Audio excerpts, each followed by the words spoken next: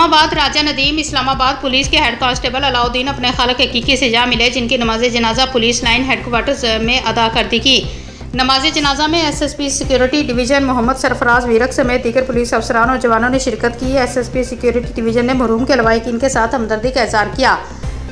तफसीलात के मुताबिक इस्लामाबाद पुलिस के हेड कांस्टेबल अलाउद्दीन अपने खालक हकीकी से जा मिले, जिनकी नमाज जनाजा पुलिस लाइन हेडक्वार्टर में अदा कर दी गई। नमाज जनाजा में senior superintendent of police security division Mohammad Sarfaraz Virk समेत पुलिस अफसरान और जवानों ने शिरकत की।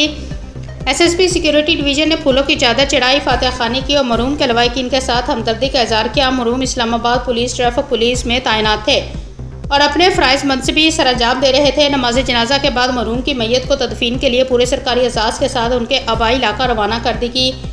एसएसपी सिक्योरिटी डिवीजन ने पुलिस अफसरान को मुतवफ़ी के अहल खाना को मुकम्मल तामन फराम करने के अहकाम जारी करते हुए कहा कि पुलिस फोर्स का हर अफसर और जवान मेरे लिए कीमती असासा हैं। उनके अहल खाना का हर तरह से ख्याल रखा जाएगा।